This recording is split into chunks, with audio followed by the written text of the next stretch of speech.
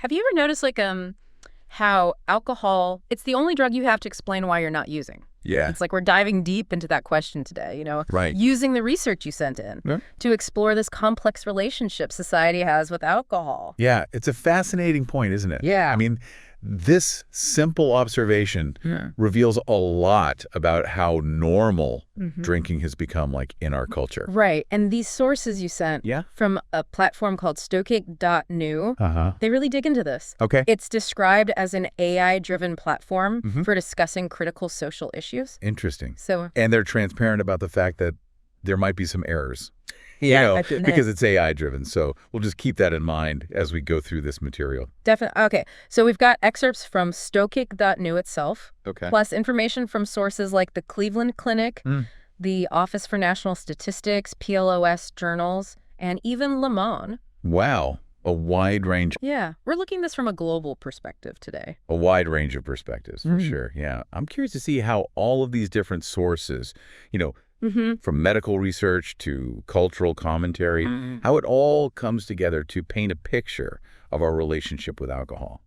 So our mission today is to uncover some of the hidden costs of alcohol, the dangerous truths that we often ignore, and why questioning alcohol's role in our lives feels so taboo. Right. Get ready for some surprising stats and insights that might make you rethink your next cheers. I think it's important to approach this with an open mind. Oh, absolutely. We're not here to demonize anyone, right, but to encourage, critical thinking about something that's very embedded in our lives. Absolutely. One of the things that immediately jumped out at me from stoic.new was this line, alcohol is the only drug where people ask, why aren't you drinking? Yeah. I mean, haven't we all experienced that? It's like somehow not partaking is this weird, almost rebellious thing to do. Yes. And that reaction, right there, highlights how deeply ingrained, alcohol is, in our social norms. Yeah. So choosing not to drink is often seen as the deviation from the norm. Right. It's almost like you have to justify your sobriety, which seems kind of backward. Yeah. And these sources point out how this pressure to drink plays out in every part of our lives. It does. From TV shows and movies to celebrations and even family traditions. The pervasiveness of alcohol in the media is definitely undeniable. It's everywhere. How often do we see characters in movies and TV shows, bonding over drinks or... Constantly. Or these glamorous parties fueled by alcohol. All the time. And then there are those slick ads that equate alcohol with fun, success, and sophistication. Yes. Subtle, but so powerful and shaping our perceptions. What's interesting here is that it creates a narrative that normalizes and even glamorizes alcohol consumption, and it starts influencing us from a very young age. Which, of course, makes it even harder to challenge those norms as we get older. Absolutely. Okay, but here's where things get really interesting. Okay. And a little unsettling. Okay. What if this idea of alcohol as a social lubricant is actually causing more harm than good? That's the big question, isn't it? It is. Because while alcohol is often presented as a way to connect with people, the reality is that its misuse has devastating impacts on families, children, relationships. And stoic.new asks this really thought-provoking question. Okay. Why is Christmas the worst time of year for so many children? Wow. It's a tough question. Yeah. Because we think of holidays as joyful. Yeah. But the reality is that for many families, they're overshadowed by the effects of alcohol. It's a difficult truth, Yeah. Holidays are supposed to be a time for warmth and togetherness. Right. For many families, they become a source of stress arguments and even trauma fueled by alcohol. It's a stark reminder that alcohol's impact goes way beyond the person drinking. It does. And we're not just talking about people who have serious problems with alcohol. Right. One of the things stoic.new points out is that alcohol withdrawal can be life-threatening, just like benzodiazepines. Wow. That's a pretty serious fact that a lot of people don't realize. It really highlights how alcohol's normalization can mask its true nature. Because alcohol is so readily available and even encouraged in social settings. Right. We can become blind to the fact that it's a powerful drug with potentially severe consequences. Yeah, it's almost like we're living with this cognitive dissonance where we acknowledge the dangers, but still normalize and even celebrate alcohol use. Absolutely. And this brings us to another worrying aspect. Yeah. Alcohol's connection to violence. It's right. Unfortunately, the link between alcohol and violence is very well documented. Yeah. The Office for National Statistics in England and Wales found that 53% of violent incidents involve alcohol. That's something like 704,000 incidents a year. It's a lot. Which is a staggering number. Yeah. It shows how deeply intertwined alcohol is with violence in our society. And when we look closer at the data, the gender disparities are particularly striking. Right. Men are much more likely to be both the perpetrators and the victims of alcohol-related violence, which points to, deeper societal issues around masculinity and aggression. It's a complex issue for sure. Absolutely. But one that we absolutely need to address. We do. Because understanding the link between alcohol and violence is crucial to understanding the root causes and hopefully preventing further harm. You're absolutely right. And as we go deeper into this, we need to consider the bigger picture of trauma and addiction as well. Definitely. Stokeek brings up a really good point about this. Okay. They say that addiction isn't just determined by genetics. It's often rooted in some kind of trauma. That's something that often gets overlooked in discussions about addiction. Right. Past experiences like childhood abuse, neglect, or other emotional wounds can make someone much more susceptible to substance misuse. So it's not simply a matter of willpower. It's a complex mix of factors, and often it boils down to someone trying to cope with past pain. Exactly. And understanding this complexity can help us shift our perspective on addiction. Right. It's not about placing blame, but about recognizing the underlying trauma and offering support and compassion. I think this deep dive is already making me rethink some of my own assumptions about alcohol. Yeah. It's so easy to get caught up in the social aspects of it and just ignore the darker side. That's why these conversations are so important. I agree. By shining a light on these hidden costs and complexities of alcohol, we can start to break down the stigma and create space for healthier choices. And Stokeek Jump Met You actually puts out a really great call to action around this. They say, let's normalize the choice not to drink. I love that.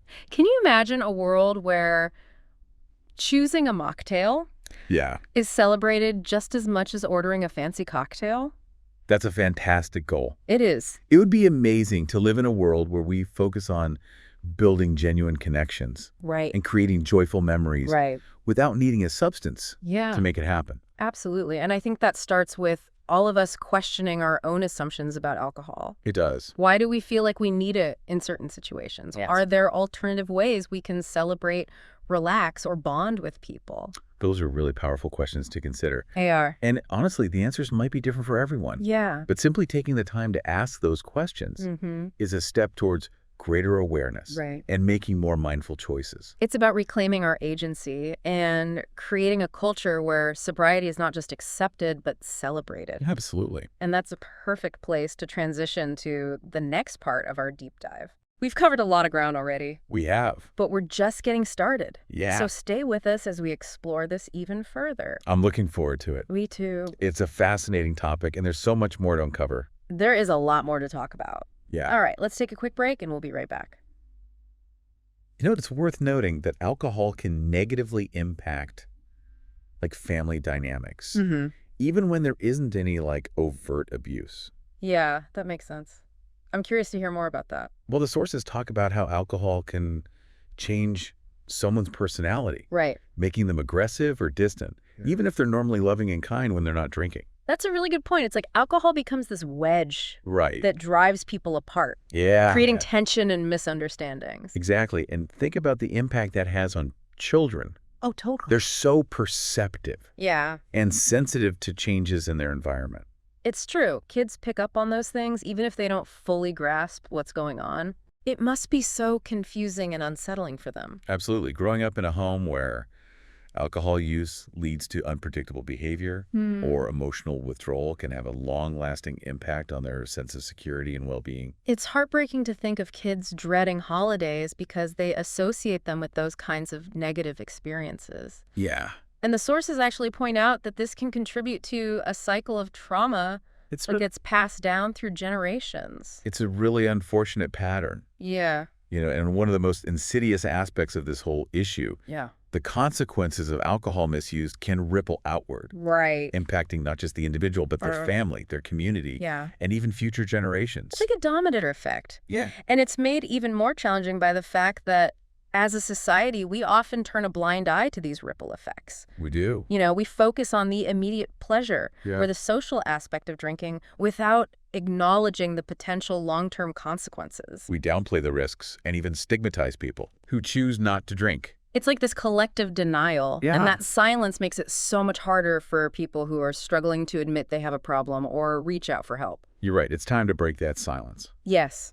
We need to be more open and honest about the impact of alcohol, not just on individuals, but on families, communities, and society as a whole. I completely agree. And I think part of that is shifting our focus away from individual responsibility. Okay. And looking at the bigger picture. Yeah. The sources talk about how readily available and cheap alcohol is. Yes. And how heavily it's marketed. Yeah. It's almost like the system itself encourages excessive consumption.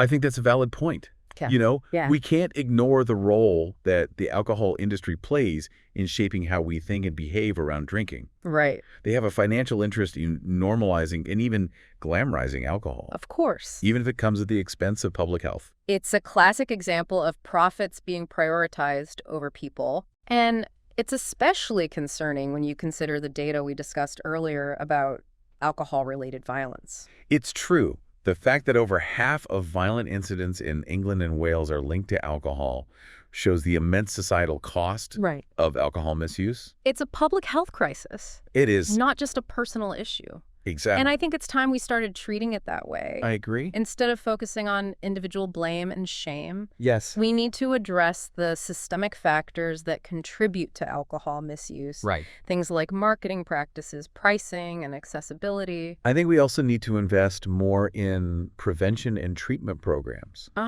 that are evidence-based and accessible to everyone regardless of their background or socioeconomic status. And as we talked about earlier, that includes addressing the underlying trauma that can lead to addiction. It's so important to remember that addiction is often a symptom of deeper pain. Absolutely. It's not a moral failing, and healing those wounds is essential for breaking the cycle of substance misuse. This deep dive has really opened my eyes to the complexities of this issue. Good. It's so much more than just individual choices. It is. There are so many other things at play. Right. The messages we get from society, the systems that enable these harmful behaviors, and the trauma that can fuel addiction. It really is a complex web of interconnected factors. Yeah. And I think the first step towards finding solutions is to recognize that complexity and start addressing the root causes, not just the symptoms. I agree. It starts with questioning our own assumptions about alcohol. It does. Why is it so embedded in our culture? Do we really need it to relax, celebrate, or connect with others? Those are some excellent questions to reflect on. Yeah. And the answers will vary from person to person, but just asking those questions is a huge step towards awareness and more mindful choices. Yeah. It's about recognizing that we have the power to decide how alcohol fits into our lives. We do. And that we don't have to follow the societal script that tells us it's essential for a good time or a fulfilling life. Exactly. We have the power to choose. We do. And we can choose to create joy, connection, and meaning in our lives without relying on a substance to do it for us. That's such a powerful idea. It is. It's about taking back control and creating a relationship with alcohol or choosing not to have one at all. Right. That truly aligns with our values and goals. Can you imagine a world where that's the norm? That would be amazing. Where sobriety isn't the exception, but something we expect and celebrate. Yeah. A world where we recognize our creativity, our resilience, and our ability to connect with each other on a deeper level. I love that it's definitely a world I want to live in. Me too. This deep dive has reminded me that we all have a role to play in creating that world. Absolutely. It starts with individual awareness and action, but it also requires larger systemic changes. Yeah. We need to hold the alcohol industry accountable, push for policies that promote public health, and support research that deepens our understanding of addiction. It's a multifaceted challenge for sure, but the potential benefits for both individuals and society are so immense that it's a challenge worth taking on. I couldn't agree more, and I'm really hopeful that these conversations we're having will inspire a movement towards a healthier and more conscious relationship with alcohol. This deep dive has been incredibly eye-opening for me. Good. I consider myself a pretty moderate drinker. Okay. But I'm realizing that I've probably internalized a lot of those societal messages about alcohol being necessary for social connection and relaxation. I think that's a common experience. Even people who don't struggle with alcohol can be influenced by those very pervasive narratives. Right. It's like a cultural undercurrent that shapes how we think and behave without us even realizing it. It's like we're all swimming in the sea of alcohol-soaked messaging. Yes. And it's hard to even see the water we're in. That's a great analogy. But once we become aware of that water, we have a choice. Right. We can keep swimming in it, or we can start swimming towards something different. I love that. And that's such an empowering message for listeners. It is. You have the power to choose how alcohol fits into your life. You do. You have the power to challenge the norms that tell you otherwise you don't have to drink if you don't want to. You don't. And there's nothing wrong with making that choice. It's all about reclaiming your agency and deciding what kind of relationship with alcohol or lack thereof truly serves you and your goals. And it's about creating a culture where sobriety isn't seen as a sacrifice, but as a celebration of self-awareness, health, and authentic connection. That's a beautiful vision. It is. And one that we can all work towards both individually and as a society. I think this deep dive highlights the power of honest and vulnerable conversations. It does. We're learning so much from each other by being open about these complex issues. It's true. And it's not about judgment or blame. Right. It's about open dialogue, critical thinking, and working together to create a better world. Cheers to that, and to all the listeners out there who are engaging with these important questions. Yeah. You know, your curiosity and willingness to learn are what drives change. Well said. And remember, even small shifts in awareness and behavior can have a ripple effect. They do. So let's keep the conversation going within ourselves and with the people around us. That's a perfect note to transition to the final part of our deep dive. Okay. We've explored a lot, but there's still more to unpack. Yeah. So stick with us as we bring this all home. One of the things that really stuck with me from the StokeIt.new material was the discussion of how alcohol impacts future generations. Right. They talked about how children growing up in environments where alcohol misuse is normalized are more likely to struggle with substance abuse later in life. Yeah. It's a powerful and sobering thought. It is. It really highlights the responsibility we have, not just to ourselves, but to the people around us, especially younger generations. Right. Our choices today can have ripple effects that reach far into the future. Absolutely. We're not just making choices for ourselves. Right. We're setting examples for the people who come after us. And that makes me think about the practical side of all this. Okay. It's one thing to intellectually understand these concepts.